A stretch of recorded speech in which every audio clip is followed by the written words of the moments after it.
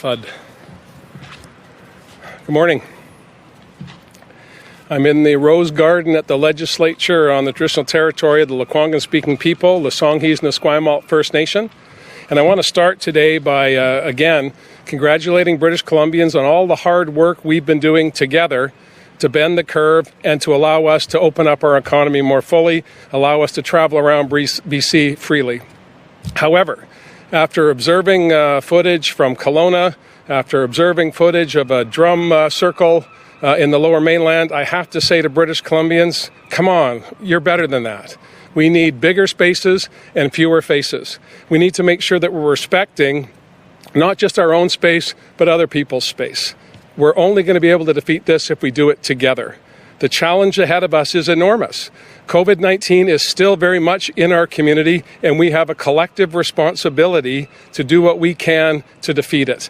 We've made better progress than anyone in Canada up until the past couple of weeks. My appeal to all of you, young and old, be responsible, do your best to stay away from other people. If you can't physical distance, wear a mask. Keep going on the personal hygiene that we've been working on so effectively by washing your hands, making sure that if you're sick, you stay indoors. And if we do that, we'll be able to continue to open the economy so all British Columbians can benefit from that.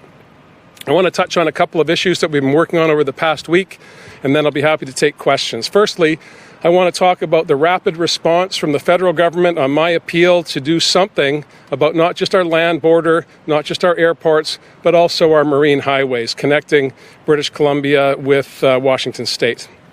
I have zero problem with boaters staying in the water off the shores of British Columbia, but if you're going to dock in British Columbia, if you're not an essential traveler, you're not allowed to do that. The federal government's responded with hefty fines for Americans who do come into Canadian waters without identifying the appropriate authorities, and those fines are severe, and I'm grateful that the federal government responded so quickly to my appeal. I also want to touch on the progress we've been making with childcare. The minister responsible had a press conference yesterday. What we've learned from the pandemic is childcare is not a social program. It's an economic imperative to ensure that we have everyone fully participating in the economy. Women, men, families need to have confidence that their children are being cared for. British Columbia had been making great progress before the pandemic, and I think it's time for us to double down now to make sure we're increasing more spaces, training more early childhood educators so that we can have a robust, accessible, quality, affordable childcare system here in British Columbia. Again, another issue where the federal government has recognized that they have a good outcome when they work with provinces that are prepared to invest in issues that make a difference in people's lives. Childcare is the best thing we can do for young families to make sure that they can fully participate in the economy. I want to talk about the $1 billion that has been added to our recovery plan by Minister James. That money is going to be cost shared with the federal government on important services provided by municipalities, whether it be rec centres, libraries, whatever the shortfall in revenues have been to municipalities. The province and the federal government are going to work together to fill those gaps to provide services for people. The biggest part of that, of course, is public transit, whether it be BC Transit or TransLink. We've had a significant drop-off in ridership.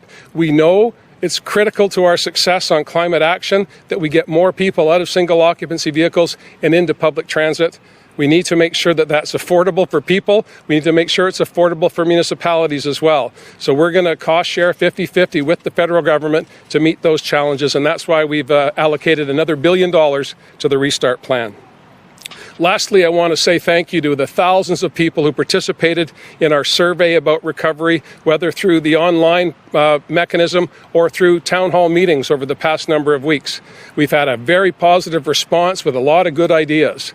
Cabinet and government have been working on all of the information that we've been getting from sectoral leaders, from individual businesses, from regular people across British Columbia to put in place a dynamic plan that meets the needs of British Columbians right now and into the fall. These are challenging times, ladies and gentlemen. This is not something that we've ever contemplated before. It's 100 years since the last pandemic. There was no guidebook in my desk when I arrived. But what I've seen over the past number of months is British Columbians coming together to defeat this virus. We've seen better outcomes than any other jurisdiction in Canada.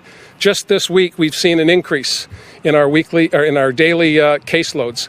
Dr. Henry's talked about that and talked about her concerns. She shared those concerns with me, and I realized that we need to be going in the other direction, but I think it's also important that we compare ourselves to our neighbors. The average caseload over the past week in British Columbia has been 30 every day. In Washington State, the average has been 829 new cases every day. In Alberta, 116 new cases every day.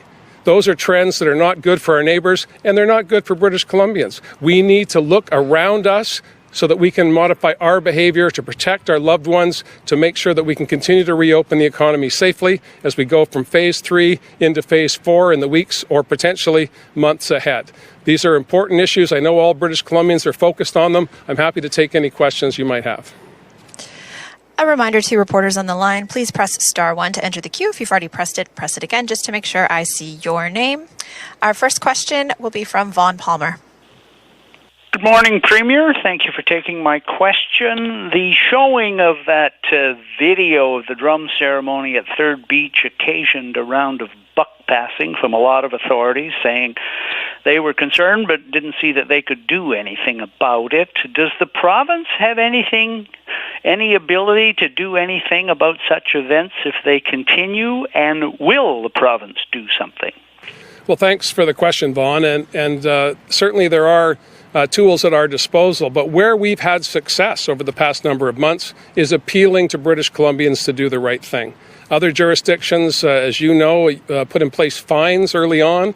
That's not the approach that we took. We believe that particularly when it comes to outdoor activities, whether it be the protests around Black Lives Matter, which are very important for British Columbians to participate in, there was no value in us saying anything other than keep your distance, do your best to wear a mask, and behave responsibly. And that message has been our beginning and middle and end to this point in time. And I say to the drummers, there's lots of coastline in British Columbia. There's lots of places for you to gather in smaller groups to indulge your musical creativity or do anything else you may want to do, but do it responsibly. That's the approach we've taken, Vaughn, and that's the approach we'll continue to take going forward. Vaughn, do you have a follow-up? Yes, please. Premier, we've heard some concerns from business leaders, small business people, and others here in the provincial capital region who find themselves next to one of these hotels that the province has taken over and put homeless people in. They've been expressing concern about the impact on their business, their customers, break-ins. Mention the Dodd family just because they're so prominent here in the capital. Do you have any sympathy for them, and do you think they're entitled to any sort of redress or compensation from the province? Certainly, I am very sympathetic to the concerns of British Columbians when they feel that their rights have been intruded upon by decisions that governments have made, whether they be municipal, federal, or provincial. The challenge is always to try and find that balance between respecting the rights of individuals and taking care of collective issues that all of us have a responsibility to deal with. The homelessness crisis in British Columbia, not just in Victoria, not just in Vancouver, but indeed across BC, is stark, and we need to take action. I'm very proud of the work that we've been able to do to house thousands of people over the past number of years, and the numbers continue to grow of people who need housing. The pandemic has not been our friend in this regard. Facilities that used to be able to house people overnight are no longer suitable because of physical distance requirements, which has seen a proliferation of encampments. We're working as hard as we can to respect the rights and the needs of people in communities. We're also working with local government. We're working with the federal government to try and find solutions to these vexing problems. But there's no magic solution, or we would have already tried it. Do I absolutely have sympathy for the Dodds and others who are pillars in the community? Of course I do. But they, among all of the people that I know, understand that only working together are we going to be able to solve these issues. Our next question is from Tanya Fletcher. Hi, Premier. The situation in Kelowna stems from people traveling there from other places in many cases. Is there a contemplation of backing off of your travel, BC messaging that was launched with this latest phase? And I guess overall, how concerned are you about people saying that maybe we opened too quickly or too early? I don't believe we opened too quickly. Our numbers, our daily case counts when we moved to phase 3 were very low, some days single digit. Again, the envy of Canada in that regard. Dr. Henry's work with local officials, her work with federal health authorities has also been very helpful to us. We said from the beginning that mobility rights in Canada were fundamental, and if people wanted to come to British Columbia, they're welcome, but they needed to do from other parts of Canada, but they needed to do so mindful that they were coming to someone else's neighborhood, someone else's community, and they should behave as they would expect others to behave when they came to their neighborhood and to their community. So I don't believe we started too soon. I think our timing was about right. We did anticipate an increase in caseload because there's an increase in interactions with people, but that doesn't mean that you can be reckless. And some of the images I've seen in Kelowna, and look, it took me back to my youth. My buddies from here on the island would go to the Okanagan to enjoy the good hospitality and spectacular weather and great beaches at Skaha and Okanagan. So I know what's going on here. I've got young men in my life who would also like to travel and enjoy a good time. But you need to do that in smaller groups. You need to do that with people that you know. It's not the time to make new friends. It's the time to reinforce the relationships you do have. And again, it's not forever. It's just for now. But we cannot go back to just regular interactions randomly. We need to be able to trace and contact those that we've come into contact with. And that just doesn't happen when you're having massive parties on the beach or massive drumming events. This is not the right way to go. And I'm appealing to British Columbians to use their good sense and don't get together in large groups with people you don't know. That's a recipe for your personal disaster that could then spread to your family, to your loved ones, to your grandparents. Do you have a follow-up? Yes, please. Thank you. The amended orders Dr. Henry announced yesterday are focused on nightlife, no dance floors, no mingling at bars. But given that a lot of the recent spread, may have started with private parties in hotels or resorts or social gatherings at venues that can be rented out, even houseboats, should there be more of a focus on restrictions specific to those areas? And I guess how tricky is that logistically when we're talking about tourism? Well, it's not just about tourism. It's about just personal interactions. We have an ability to regulate activities by businesses where they open their doors for commercial purposes, invite people in. And Dr. Henry has been working, and her team have been working with the sector. Certainly the hospitality, restaurant, food and beverage sector has been very responsive and very attentive to the need to make sure that their businesses can continue to operate successfully for themselves, for their employees, and for their patrons.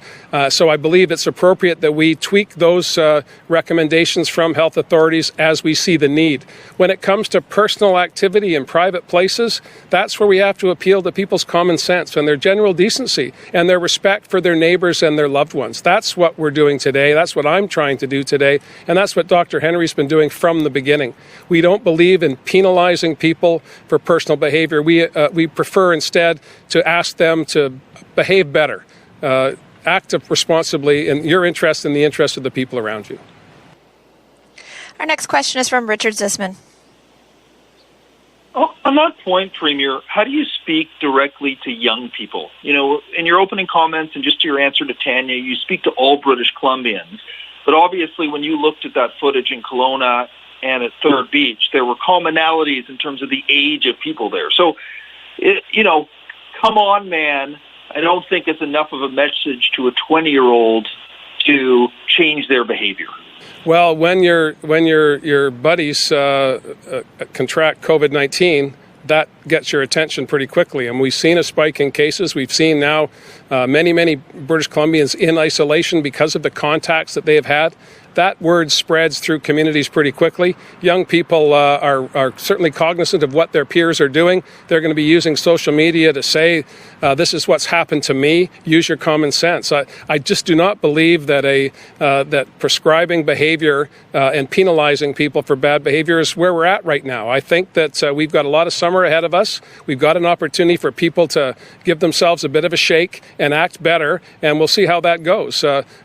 Responding to the first question, we do have tools at our disposal. We're reluctant to use them because other jurisdictions have tried and failed.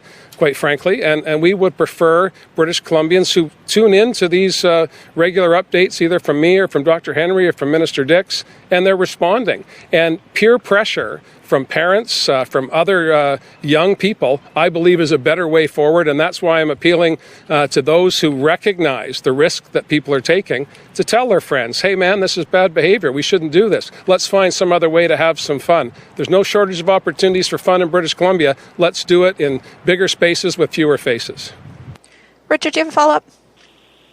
I do. Is there any part of you that wants to step up and play bad cop and allow Dr. Henry to be the good cop, and you step up and say enough is enough, and provide the young people a little bit of a lecture? Well, I guess I'm doing that right now, and I'm doing it in a way that I would talk to my own children who are now in their 30s.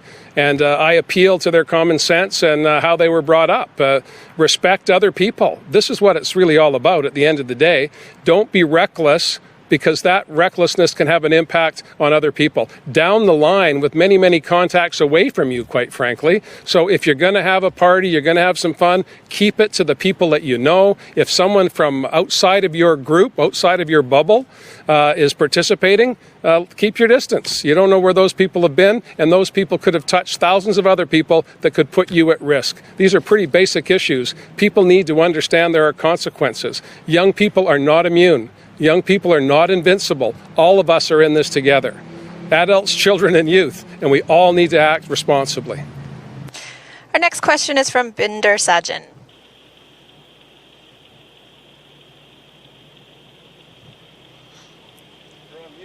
Go ahead, Binder.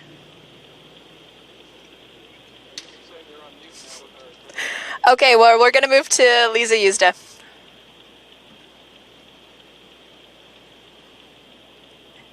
Lisa, are you there? Oh. I am. I'm here. Go ahead. Can you hear me now? Yep. Premier, you said you don't believe it's time to penalize now, but I'm wondering, when is it? Like, when does we'll see how it goes approach stop?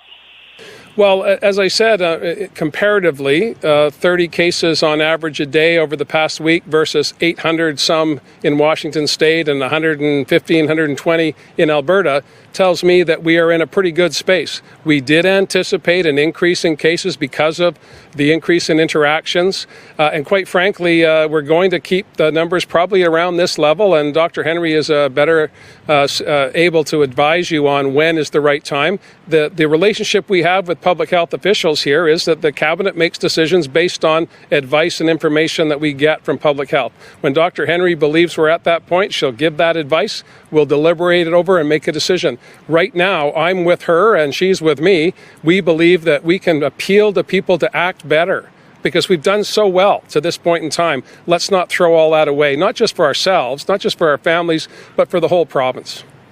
Do you have a follow-up, Lisa? I do. So I'm hearing, I think it's fair to say that you're concerned. So looking at the next, month and a bit of warm weather, what are your biggest worries over this next period of time before we sort of get back to business as the new normal come the fall?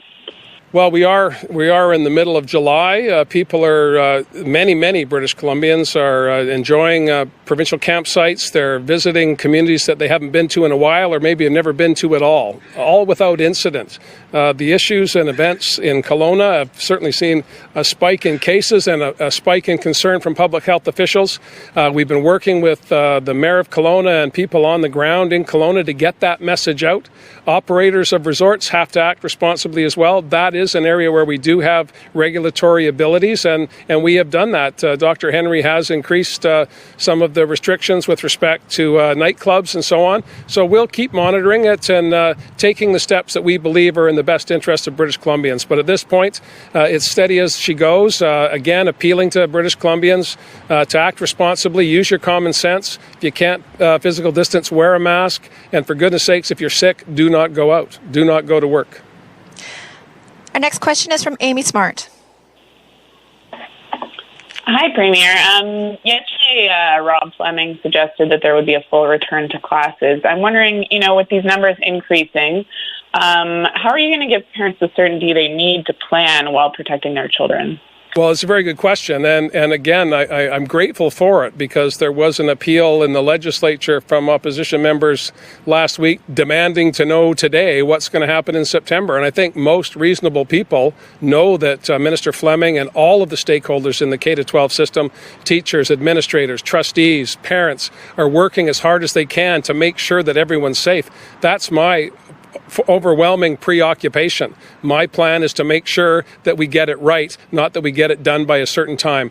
Minister Fleming gave some initial preliminary comments yesterday. He's still working with officials. We'll have more to say as the month winds down, but we're going to be monitoring this right up until September, and I think most parents understand that. They should plan to assume that we're going to be going back to school, but they should have a secondary plan. I think that's reasonable to ask parents to be patient, and I know that the vast majority want us to get it right. They don't want us to get it done right now.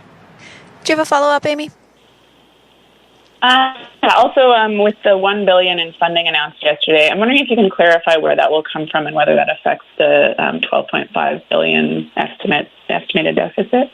Minister James has attached that to her budget estimates. They'll be debated in the legislature, I believe, next week or the week after. And that'll be where the transparency of where the resources will come from and where they will go. But we worked very hard with the federal government on their restart plan. We put our priorities on the table. We were able to come away with a federally funded paid sick leave program, which is going to be so critically important to us come the fall when the flu season is upon us. Colds are going to be around, and of course COVID will still be here. That was an enormous win for Canadians, and I'm grateful the federal government recognized that. On the transit issues, we started with a small fund that was going to be shared by the major transit using provinces, Ontario, Quebec and British Columbia and Alberta, and the federal government recognized that Ontario alone needed twice as much as was on the table because of the size of their population and the sophistication of their public transit systems. So that is now open-ended, and we're going to match dollar for dollar to make sure that we can keep the system going without putting more burden on local users or local governments. The next question is from Tom Fletcher. Hi, Premier. I'm hearing these days that Plan A for the fall is for some tightening of restrictions as school resumes and people are spending a lot more time indoors. Is that something that people should be prepared for? Oh, absolutely. People should be thinking about what the future holds for them as individuals and as communities. Our plan is to continue to monitor and ask people to behave appropriately, keep in small groups wherever possible. When we move into the fall and the weather starts to turn less seasonal, I guess, to what we have today, we're going to have new and different ways of approaching the challenges in the workplace, in communities, and within families. But it's premature, I think, for us to talk about that now, but people should be thinking about it for sure. Follow-up. Mask restrictions, is that something we haven't seen too much of? Does that move up the priority list in the fall?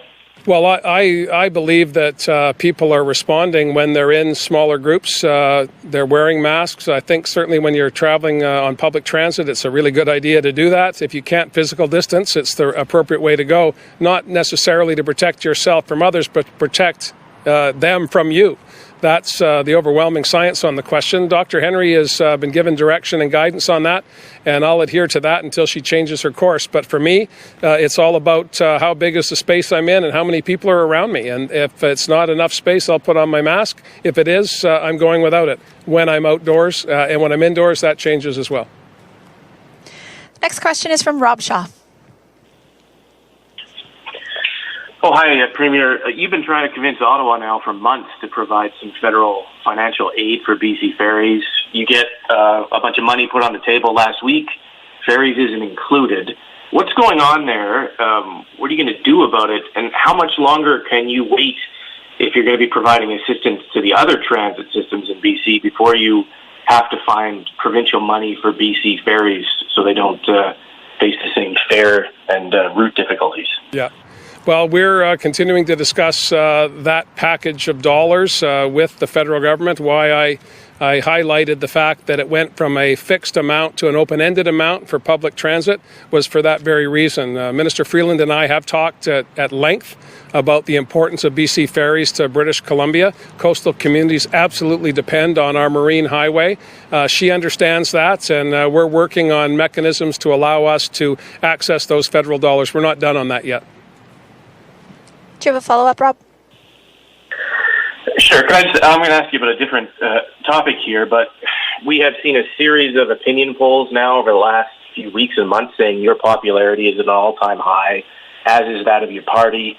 If we were to have an election, you would likely win a majority government. I know we're in the middle of a pandemic, and it may be one of the last things on your mind, but I'm sure there are supporters and people in your party trying to suggest to you ways to have an early election. What are you saying to them? And is there any scenario in which we in the province go to the polls before next October? Well, we are a minority government. We have been a day away from an election for the past 3 years, and that's been my message to my colleagues in the legislature. That's been my message to supporters of the NDP. That's been my message to the public. We're working hard every day to meet the needs of people. That's why I got involved in politics. That's why I'm very proud and honored and humbled to have the opportunity to be Premier of British Columbia. And I'm going to keep doing what I'm doing as long as I have the support of the legislature. We have a very, very precarious balance here in BC, and I've said that between now and next fall, we need to have an election. It's mandated by next October, and so there's an opportunity this fall, there's an opportunity next spring, there's an opportunity next summer. When that happens is not necessarily clear to me today. What is clear to me is that the legislature is sitting. We have stimulus dollars that we're discussing with Cabinet how to spend to keep the economy going and to focus on making sure people have the services that they need. That's my number one preoccupation, whether we're in a pandemic or not. We only have time for one more question, and that's going to be from Omar Sajidina. Premier, good morning. I just want to switch gears a little bit. Is there an update or response to the letter you wrote to the Prime Minister supporting calls to decriminalize small amounts of controlled substances? First, Omar, I think this is the first time you've ever asked me a question. I've always been an admirer, longtime fan, first-time answerer. I have not yet had an answer from the Prime Minister. I've spoken in some detail with Minister Freeland about this. That's been the approach that we've taken in federal-provincial discussions so far. She has been very accessible. She understands the issues. Minister Eby is talking with his opposite number, the Minister of Justice, about this tomorrow. I believe Minister Farnworth has talked to Bill Blair, the Public Safety Minister, already. If he hasn't, he will do that by the end of the week. Our ask to the federal government is to take a good hard look at the National Police Chief's recommendations and implement that as quickly as we can. We need to do everything we can to get these numbers down in British Columbia. We need to, as Judy Darcy has been doing, creating new spaces for recovery beds and other issues. We've got legislation in the House right now to protect youth that are at risk from addictions and potential opioid overdoses. These are all issues that we've been working on for the past number of years. The pandemic has highlighted how big this challenge is. We are now seeing more people alone and isolated, and that's where we're seeing the increase in deaths, because people are not congregating any longer in larger groups or in clusters. They're alone when they find themselves in a place where the overdoses are occurring and losses of life are a result. We need to do more. We need the federal government on our side. Omar, do you have a follow-up? Yes, just a quick one. And Premier, thanks for that update. Just as a follow-up, as you pointed out in the letter, you've got a situation now where even law enforcers in this country are calling for laws around drugs to be relaxed. And yet you've got the federal government that brands itself as being progressive. It's not budging. Why do you think the federal government is dragging its feet on this? Well, I think that we're going to see some progress here. That's my hope. I get that indication from Minister Freeland. She takes back, not just with British Columbia, but premiers across the country. We've had 20 consecutive weeks. I think this is the first week we haven't had a meeting slated between premiers and the federal government because of the success we had with the restart announcement last week. We're taking a bit of a summer hiatus, but, Rust doesn't sleep, nor does the pandemic, nor does the opioid crisis. in British Columbia. So we're pushing hard to get federal action this summer, and I'm hopeful we'll see that. We are also just beginning the first review of the Police Act in 45 years. A nonpartisan or all-party committee of the legislature is going to be looking at modernizing policing. The police unions are very happy about that. Leadership is very happy about that. We've been asking law enforcement to do more than they can. We need to make sure that we're putting resources into the issues that we need to, and addressing mental health and addictions is something that we started on by establishing the first standalone ministry 3 years ago, and now we need again to continue working with the federal government so that all orders of government are focused on this challenge. Thank you, everyone. That's all the time we have.